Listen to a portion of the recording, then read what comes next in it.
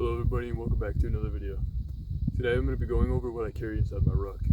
Let's get into it. So starting off with the ruck itself, I use a Tasmanian Tiger Raid Mark III. Obviously I got it in olive green. I think it's a fantastic bag. It carries really well. Has all the storage that I need, no more, no less. Has pockets everywhere I need them. Has great organization. Super comfortable. Overall, I think it's a great bag. Its internal frame, I believe it's 53 liters, maybe a little less or a little more. But if you're looking for a really great, decently cheap bag for around 53 liters, yeah. Go pick up one of these. They're on Amazon, eBay, pretty much find them everywhere, but can't recommend this bag enough. It's fantastic. Starting off on the front of the bag, this is where I carry my my medic bag. I just have it on the front here. I put in 2 more compression straps to be able to hold it right there. It's the best way I've found to carry this thing. Put in some ITW Nexus buckles, easy on, easy off. Just clips right off there, and throw that on whenever we go on patrols, or we come across somebody that got hurt. You can fix them up. Be right there. I could do a separate video on that, on the contents and the bag itself, in a different video. There's a lot to go over in there, so yeah, let me know if you want to see it. So next I'm going to be going over what I have in the lid of the pack here. Let's open that up.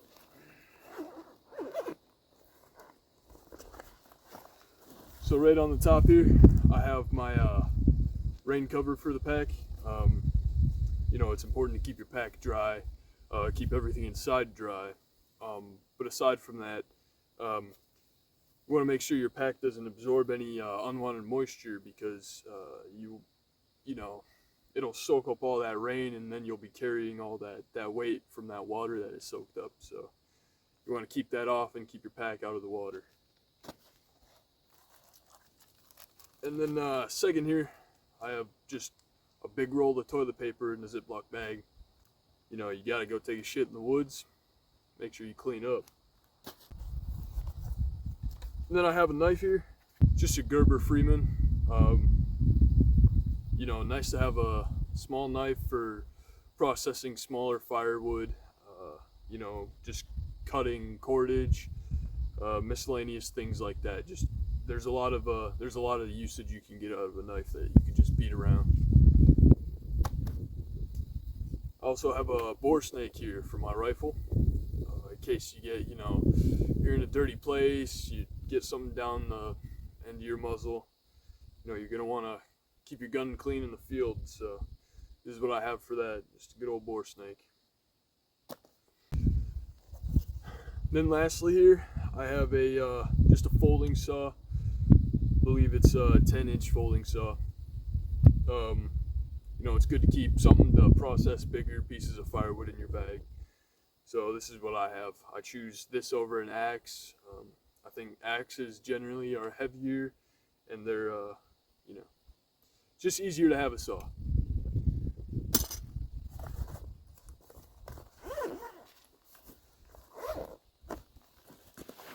And then moving to the sides of the pack here, on the left side wearing it, I keep my Gore-Tex rain jacket.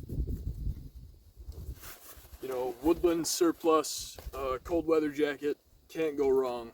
Durable, good pattern. It's good to keep a weather layer on your bag, just in case you're ever caught in the rain, or even in the winter, if you're getting a little cold, you can throw this on over your layers and warm up a little bit, keep yourself dry. You don't want to be wet and miserable. That's the worst. Yeah, keep a weather layer on you, and keep it on the outside of the pack here, rolled up. It's easy to get to in case it starts raining. Just, you know, I can either have a buddy unclip it for me and throw it on over my ruck, or take the ruck off, throw the rain cover on my bag, and then throw that on my person. Keep me and my stuff dry. And then on the inside of the pocket that's over, I have some nice gaiters. They're great for snow, they're great for weather. All the foliage on the ground, you know, that's going to be soaked, and it's going to get on your pant legs. It's going to get you soaked. So protect your legs, keep them dry, keep them safe from the elements. Gaiters are a great way to do that. I prefer gaiters over just, you know, Gore-Tex pants, because Gore-Tex pants create a lot of noise. They're very noisy. They get very hot very quick. Gaiters, for the most part, solve that problem. There's not really any major joints that these are on that create a lot of noise for movement, and still get that airflow in the crotch region. So gaiters are a way to go.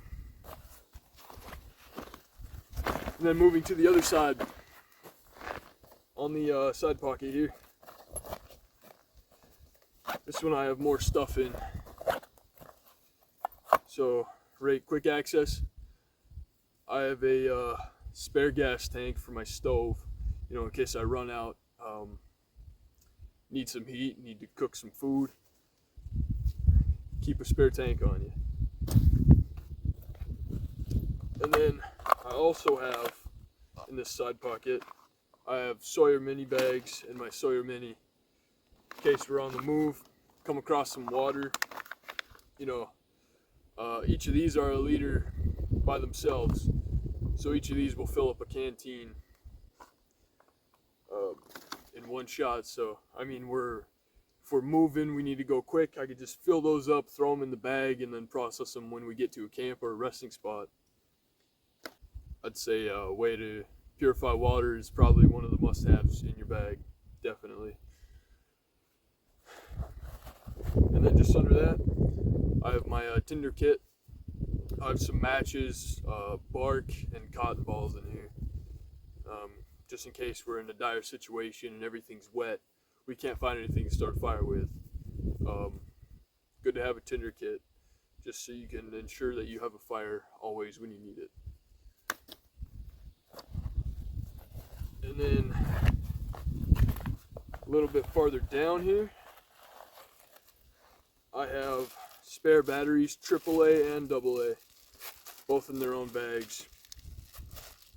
You know, headlamp runs out, good to keep some extra batteries on in your bag, refuel your kit. And then I also have some spare lighters. You know, you want to be able to start a fire, carry some extra lighters on you. It's a must-have. And then right here, bottom of the bag, each side, I have a canteen. Got 2 extra liters on my ruck just in case. Water is a necessity for sure. And then opening up the main compartment on the inside here, have a lot of compression straps and ways to keep things secure. Right on the top, I have the poles for my bivy bag. And then right here I have a camo netting in case I need to camo my gear, camo my bivy setup. It's a good camo. The compression sack is actually from my bivy. I just repurposed it because I have my compression sack for my sleep system. And this was a good way to compress and keep my netting inside my bag. Just, I found the best place to keep it. And then right here, I have my tarp.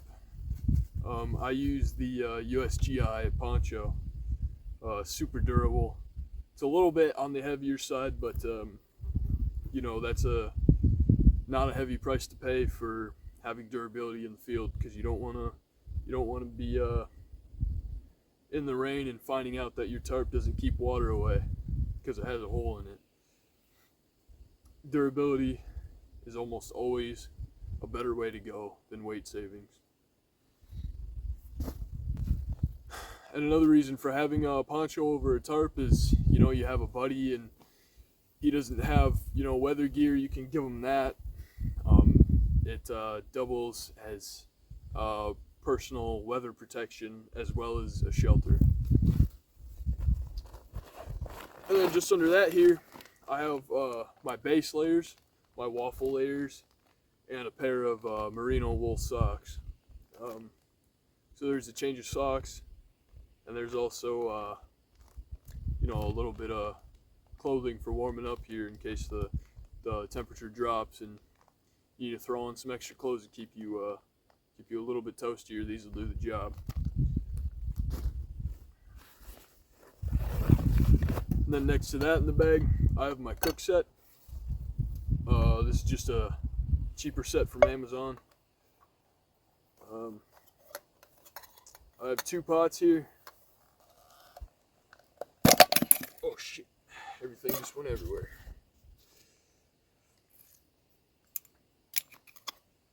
Inside my cook set, I have a little smaller cup here and a little deeper pot.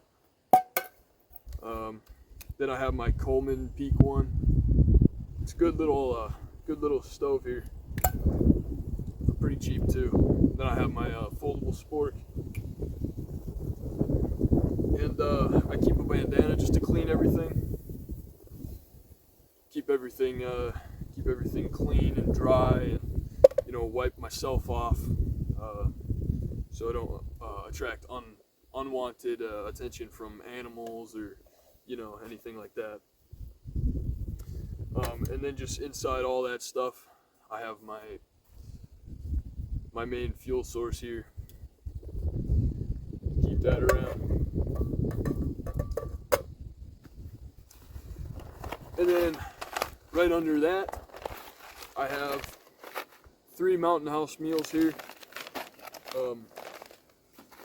I prefer freeze-dried meals over MREs because freeze-dried is way lighter by a pretty large margin here. These are decent meals. They taste good and they don't disappoint hardly ever.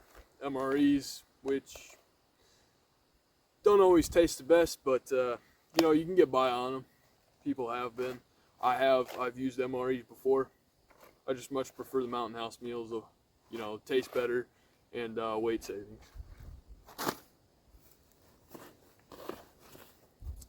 I also have some cold weather gloves here from Duluth Trading Co. They are canvas and leather trigger finger mittens here. I think they're not the warmest, but if you're on the move, your hands should stay just warm enough in here. Trigger finger mittens, because I can still hold my gun, use my gun, operate that in the cold. They're good. I recommend those. Then right under that, we're getting into my colder weather layers here. I have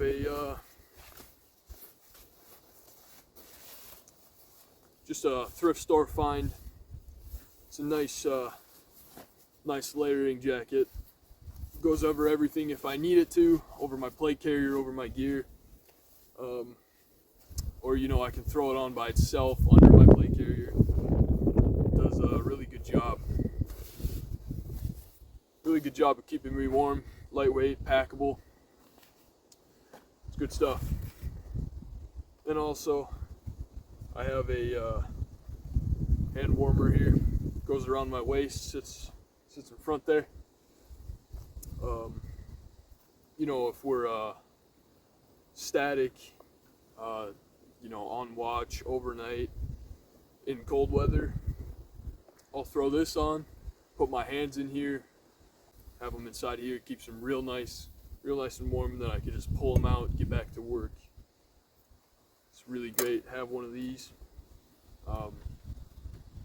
Yeah, it's a great alternative over some really heavy, thick cold weather mittens.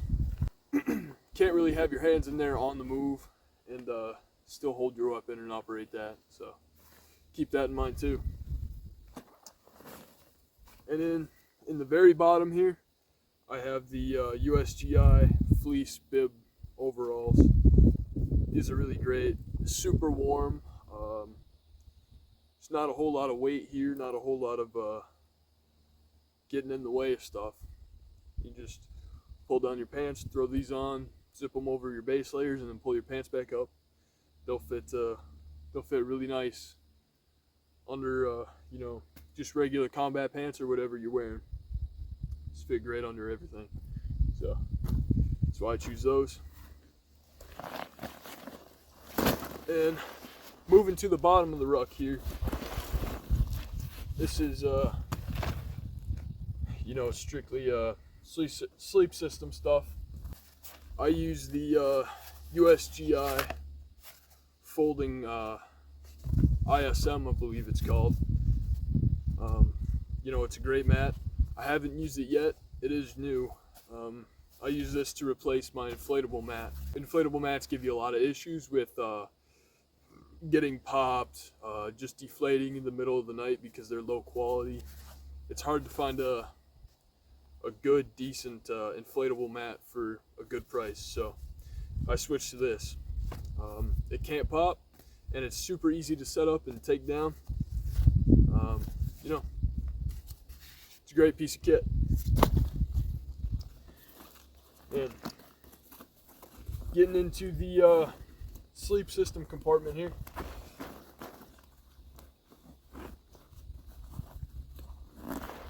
Apparently it's super tight. I keep my my bivvy and my sleeping bag in here. So I run the USGI intermediate cold weather bag with the DEFCON 5 bivvy. I think it's a great setup. Also haven't used that yet. I just switched the bivvy out from the USGI bivvy, the Woodland Camel one, because that one was deteriorating and also was not the most comfortable. So I saw the DEFCON bivvy on sale, and I thought I'd give that a try. I'll test it out on the next training event that we go on, and might do a review on it if you guys want. But yeah, that's what I run for my sleep system. I use the MTAC compression bag. You can find them on Amazon for about 20 to 30 bucks. They're fantastic bags. Mine's held up for probably about 2 years now. None of the buckles slip or break or nothing yet, so, and I've used it in a variety of weather and situations. It's a great alternative to the very, very large USGI one, the big black one that the MSS comes with. And also, you know, if you break a buckle or yours tears, that comes with your sleeping bag, then you can just switch and get one of these. It's a great compression sack. Can't recommend it enough.